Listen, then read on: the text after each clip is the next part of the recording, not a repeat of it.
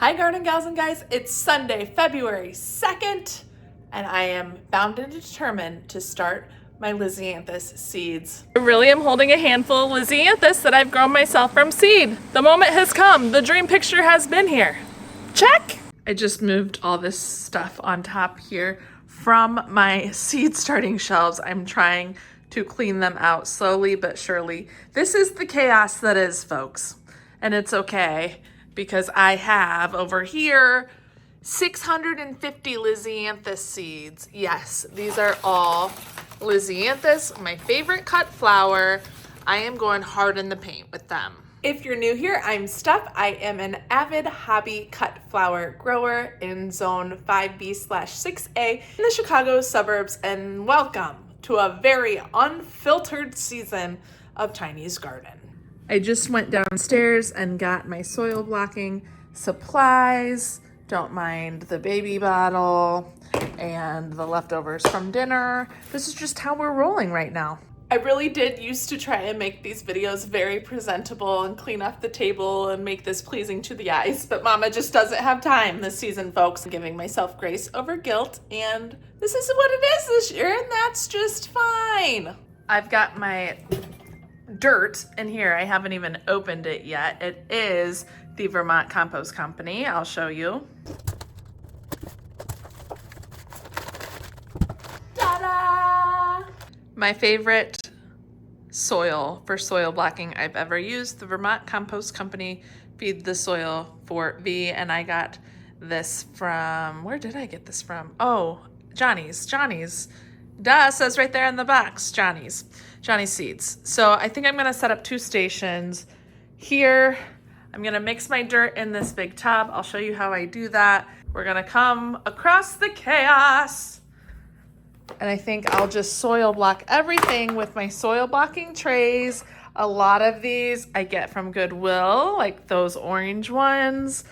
The green ones I got from the Gardener's Workshop, and the pink and tan ones I got from Amazon. Those are linked below in my Amazon storefront in the description. You just want a tray that isn't too high in height so that you can easily pull your water out after you water them. Other supplies I use is this misting water bottle. Love, love, love that particular one. If I can find it, I will link it below for you. My soil blocker that I bought from, I'm pretty sure the Gardener's Workshop. And then we dipped this in some cushy material that you can get in like a spray paint bottle. I'll link that video below too to make it a little more comfortable on your hands. It worked really well and it stayed really well. And then painter's tape to write the name of the variety, and a garden marker. This is much better than a Sharpie because it won't come off when it inevitably encounters water. My heating mat, got that on Amazon.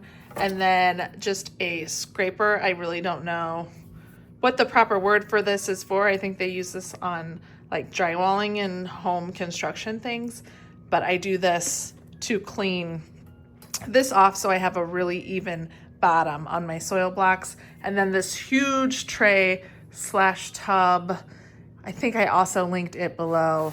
I'm pretty sure I got that on Amazon. This is what I'm using, folks. Let's do this. Let's mix the dirt first. That music you're hearing in the background is my baby monitor. The twins are sleeping, and so I'm sorry, you just have to listen to that. Last year I experimented a lot with adding some stuff to soil blocking, like wool pellets, and really I didn't find a tremendous difference. So especially since I'm pressed for time this year, Fort V is all I'm using, nothing else added. However, I will add cinnamon if I start to see too much algae forming. That's a good way to combat algae, but otherwise I find this stuff is like pure gold, and it really is lovely compost to use for soil blocking.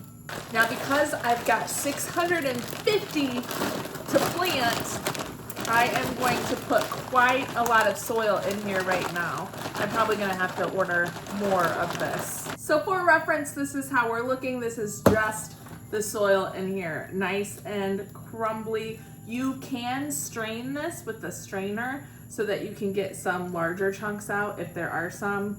I skipped that step, again, because of time, and I haven't noticed it to be too much of a nuisance. The next step before we create our blocks is to add so much water. I just take any pitcher that I have that is very large and fill it up all the way to the top and add water where I think I need to, and then I'll have some remaining on if I need to make more blocks or add more. You can always add more water, but I start with a real big pitcher. Then I'll come in here and pour, pour, pour. I'm probably gonna actually need even more water, for sure. Here's some more.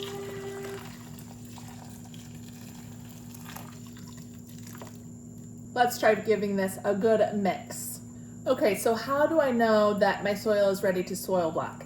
Well, you want to be able to have it actually wring out some water, like is happening here. See that water dripping? That's a good sign. If I were doing this for regular seed starting with cell trays, I wouldn't want it oozing water like that. I'd want it to hold its shape, but I wouldn't want water squeezing out like it is like this.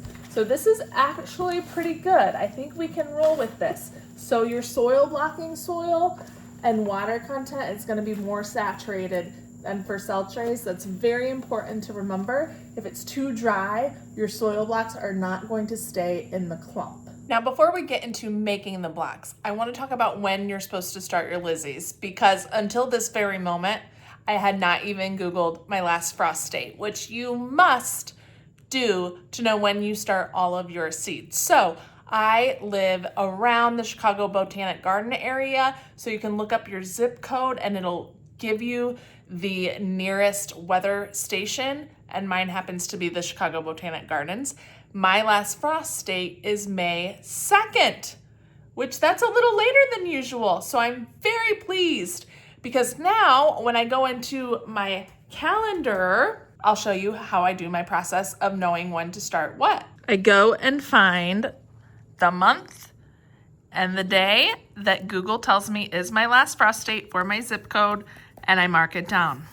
From there, I use this big calendar section to go to the next month, and I number my heart out. This is the last frost date. That's May 2nd. I just filled that in so I know when I look at this. Then I go up. 1, that means 1 week before my last frost date. The next week. 2 weeks before my last frost date. 3, 4, you're getting the drift. I go to the next month. It's gonna be this way. 5, 6, 7, 8 weeks until my last frost date. Now we're on to February.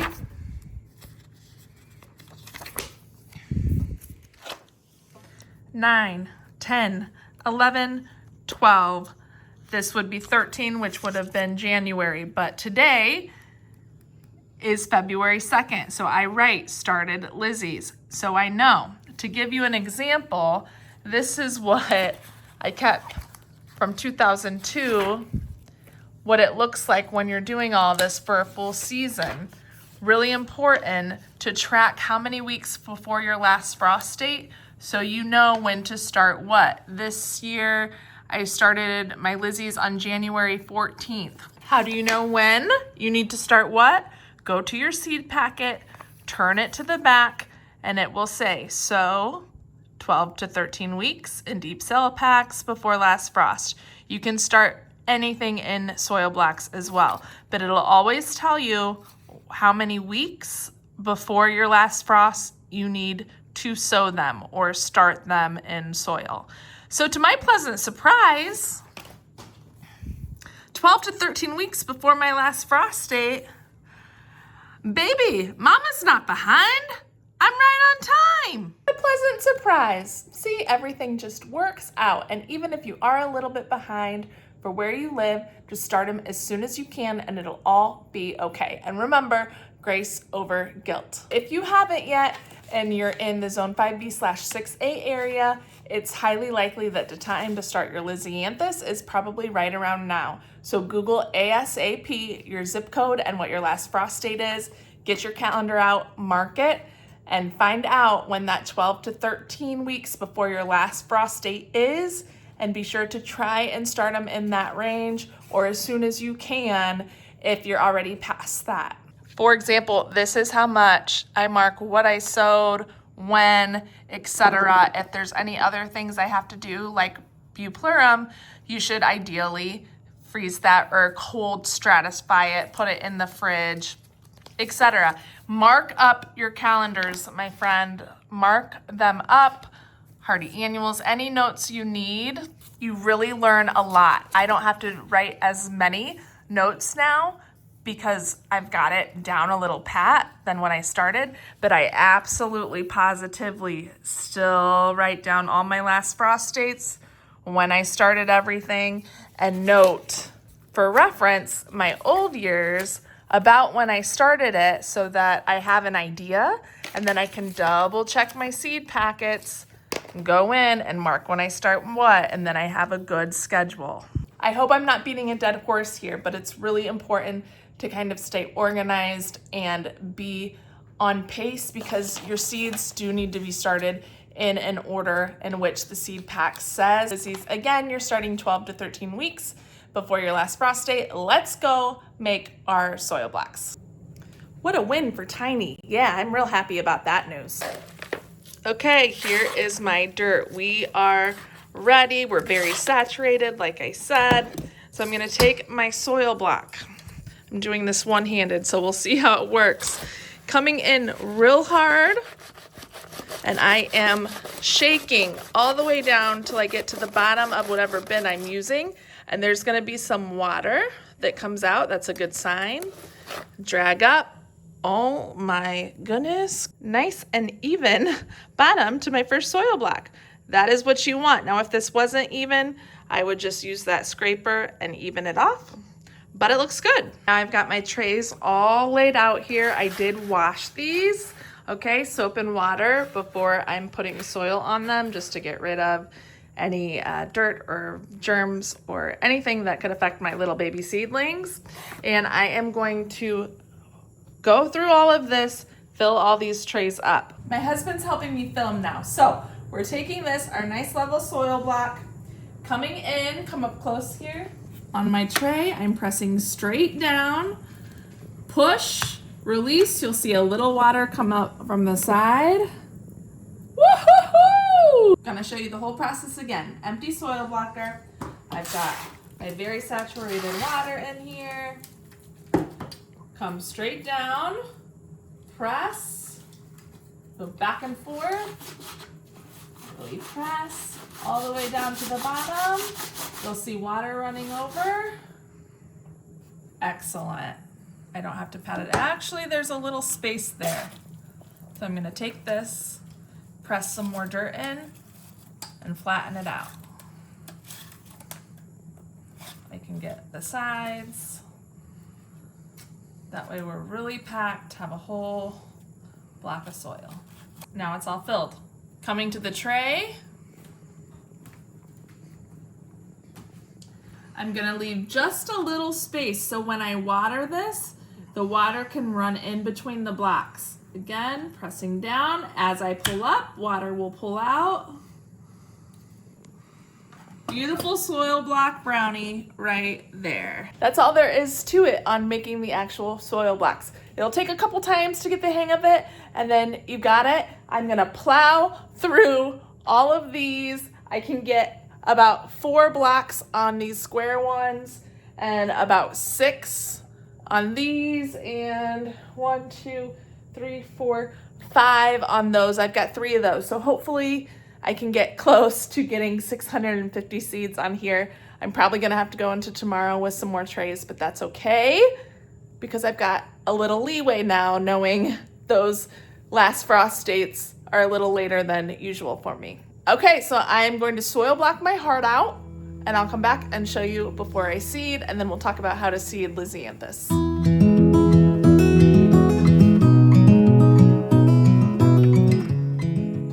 All right, I've got all my little brownies made of dirt, soil blocks out here, and it is 8 8:46. So it took me 19 minutes. I feel good about it. One thing I wanted to mention is you can learn as you go. So for example, on this tray, I couldn't fit a 4th row in, but I knew I had some extra space. So I don't recommend trying to move these blocks even with a spatula or something, because they can easily fall apart. I mean, you could try, but be willing to redo the whole tray, because they so easily will fall apart if they're not fresh out of that.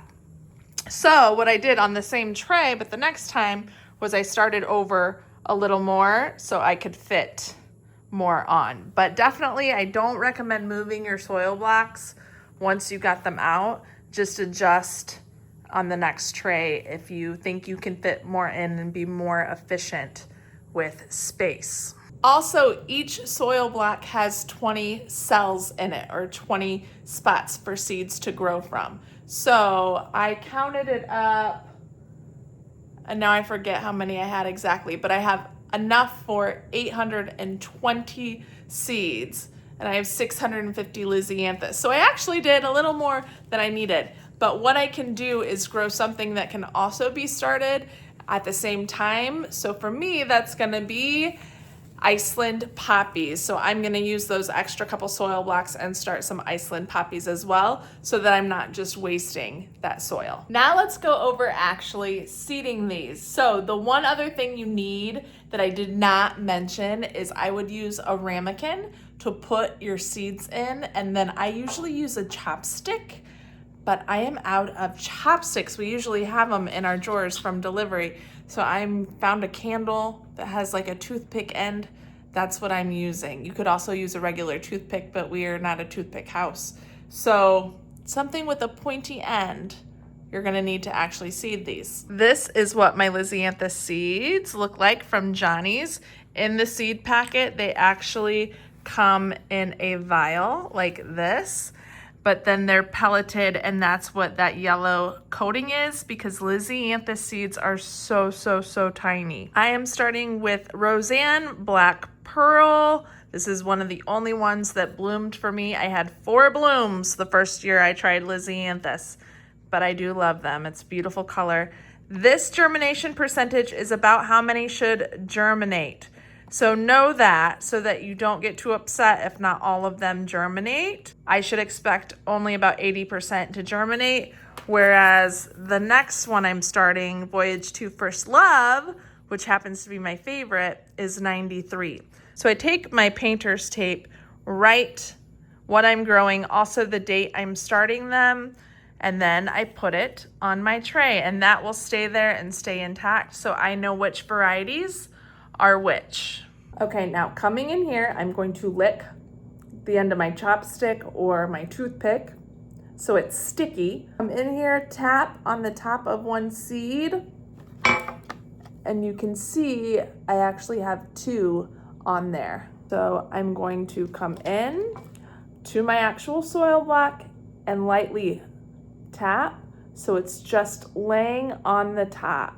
Here's what this looks like. You can still see the yellow. It is not covered, because if you go to the back of your seed packet on Lisianthus, do not cover seed, as light is needed for germination. And then folks, I'm just repeating the pattern. I'm going through, lightly laying it on top, and moving on to the next one.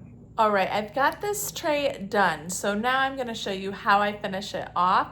I am gonna seed all the rest of my seedlings first. I'm not gonna just put each one on the light as I go, but I wanna show you how I finish this off and put it under the light. Okay, all those little yellow dots are seeds. Now, because they're pelleted, they do start to dissolve. So the ones that are less visible are just dissolving, and that is perfectly normal. That's what they're supposed to do. That coating does dissolve. I'm just gonna take my water mister and mist, just like that. That will also help the pelleted seed dissolve even quicker. Now I've got my grow light shelf. These lights will be on for 16 hours a day. I am gonna use the heating mat underneath it. These like between 70 and 75 degrees to germinate at.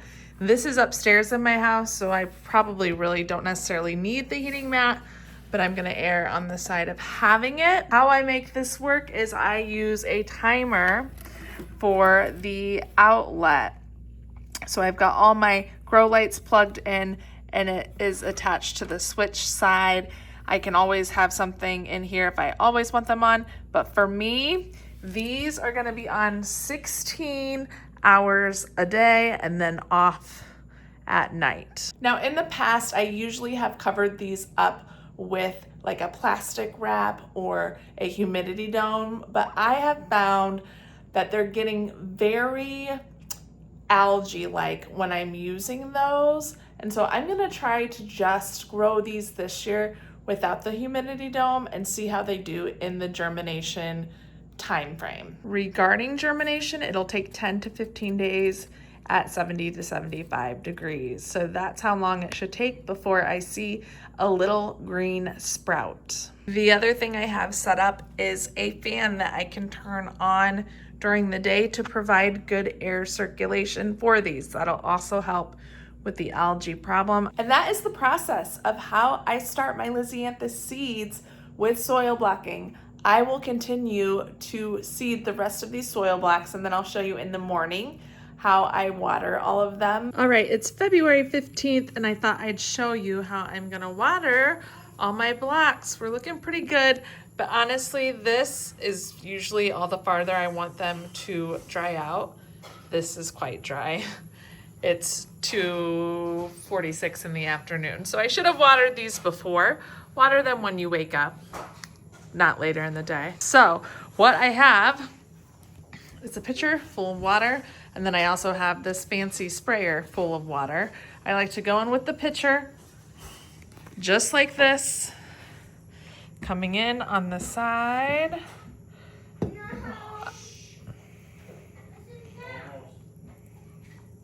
I'm holding a camera and doing this at the same time. There we go. And then I'll let that water soak up and pull at the bottom.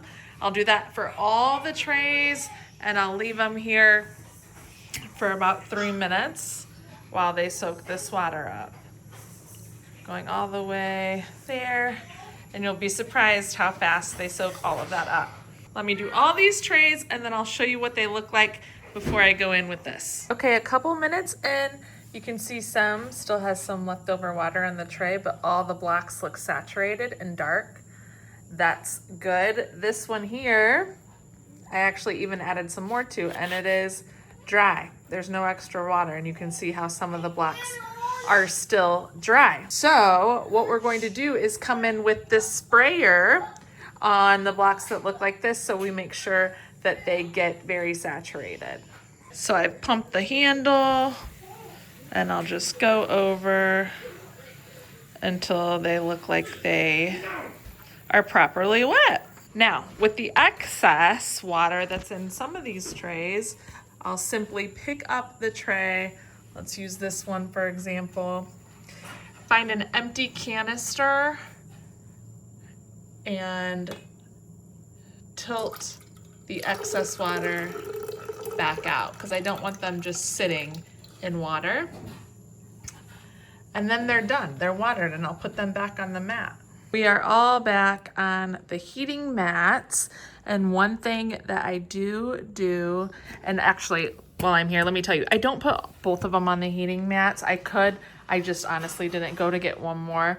They're fine at room temperature though, because of the temperature they like to germinate at. So it's no big deal that they don't have a heating mat down here, if you're wondering why one shelf does and one shelf doesn't. Airflow, these fans that I put on the end of my grow light blow some air. I like to do this right after I water them because I'm really trying to fight the algae that I've had in the past, and the airflow will help with that.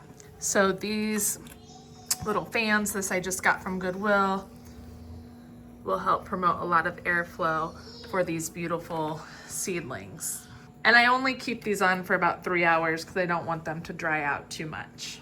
I'm just down here on the ground because I was checking for germination. Tomorrow will be 2 weeks since I planted these or seeded these in these soil blocks.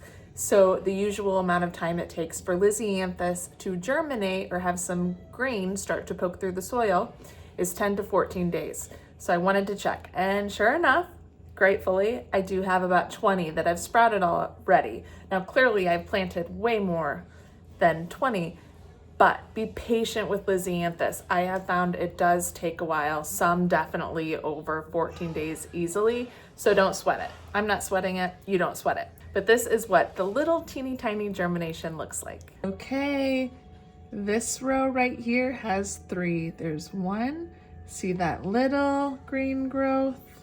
And then over here, 2, 3. That is how teeny, teeny, tiny they are when they germinate. And honestly, even smaller, this one here has germinated, but it's only a very, very, very faint little green. So you really have to look. I've also got one up there that's coming along. This tray is by far the most. I honestly have probably let them dry out a little too much.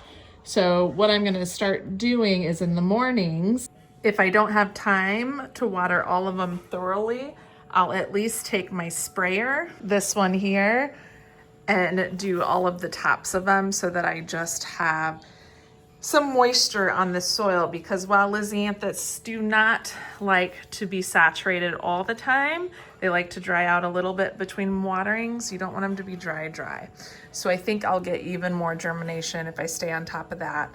And yes, I do reuse the water that I dispose back in here. You can definitely do that. It is now February 26th, the day this video should be coming out, and I wanted to give you an updated inventory of how my germination has gone for my Lisianthus, because it hasn't been great. I think there's a few reasons for this. One, I don't think I kept them moist enough in the beginning. I had let them dry out, like I showed in the video, a little too much. I think that was part of it. Two, I think I should have pressed the pelleted seed down in the soil just a little more than I did, because I think sometimes when I was spraying, the seed would get displaced because I have some growing up in the cracks of the soil blocks instead of on top of the soil blocks. Along those lines, I also would have watered the pellets down a little more. For whatever reason this year, it seems like it's taking more water to dissolve those pellets, which I think is why I'm having really late germination for some. They still need light to germinate, so I wouldn't press them in and cover them up, but I would just press them down a little more securely into the soil, but still where they're getting light from the lights. And then lastly, I'm not sure if there's somewhat of a defect on some of the seeds. All of mine are from Johnny's. I've always used Johnny's and they've been great. Let me know in the comments below how yours are doing. I posted a community thread and some of you had said you're also experiencing really low germination with some of yours from Johnny. So I've decided to break it down, my different varieties and how many have germinated out of how many I planted. So you can kind of double check with yours if they're the same varieties that are struggling or not. But it's what's the word? Abysmal. A very poor showing this year for my Lisianthus. The grand total being I planted 760 when I counted them up today. I thought it was less than that, but I counted 760 today. 135 have germinated out of 760, which brings me about 18% germination. That is pretty low, my friends, like very, very low. And I know Lisianthus is tough to start. It's not an easy one to start, but the past couple years I've had much better germination than that. So, this one hurts a little bit. As your reminder, I started these on February 2nd. Today's the 26th, so it's been over 3 weeks. Voyage to Pink and Voyage to Champagne, I had 21 out of 100. This one was my worst tray. First Love and Roseanne Terracotta, 7 out of 80. And that is this tray right here. I just watered them so they're really saturated. But I mean, you can tell from here, Absolutely terrible. I have grown First Love before and quite successfully. Roseanne Terracotta, I think, is a new one, and I've definitely never grown it, but just a absolutely poor showing there. Corelli Sugoi 3 White, Arena 3 Apricot, Lizadora Apricot, 20 out of 160. Voyage 2 Lavender and Voyage 2 Apricot, 17 out of 100. Roseanne 3 Brown, Corelli 2 Pink, 46 out of 100. This was my best tray. And that is right there. You can see the green. There's a little algae forming, but not bad. And this is the most I have, folks. That amount of green. So I'll take it, but I would love for more trays to have something like this. Sugoi 3 White, 7 of 60. Voyage 2 Pink, Voyage 2 White, 11 out of 80. And Roseanne Black Pearl, Voyage 2 First Love, again, 6 out of 80, so 135 out of 760 total. And FYI, I did plant Iceland poppies in these extra trays that I had left over, and those are coming up well. So that's a plus. We'll take that win. What am I gonna do about this? Well, I think I'm gonna email Johnny's, ask them if this is something that is occurring this year, etc. I've never had to email a company before, but I'm a little confused. It could all be on me, but just in case it's not and they're finding that there is something going on with some of the seeds, I want to know about it and hopefully get some new ones. Secondly, I am going to go through and bump up all of the ones that have germinated, so 135 of them, into bigger cell trays and actual cells with dirt, and grow them on that way. That way their roots have a lot more space to grow on at, and it should hopefully keep them healthy and growing. I do this every year and it works very well. The remaining dirt that has nothing growing in it, I'm gonna reuse it, because that's a lot of dirt, a lot of empty cells to just toss. So I'm gonna put it back in my tub and try and use it for some snapdragons. So that is my whole process of starting Lisianthus. I'm sorry the results this year are not as encouraging as other years, but usually it works pretty darn well, and I still think they're worth starting. Comment below, let me know how yours are doing, what your experience has been. I hope this video is still helpful for you. If so, please hit the like button. It really helps my channel grow. And remember to subscribe if you haven't, to follow along with all things garden. We'll see you in the next one, everyone. Happy planting. Bye.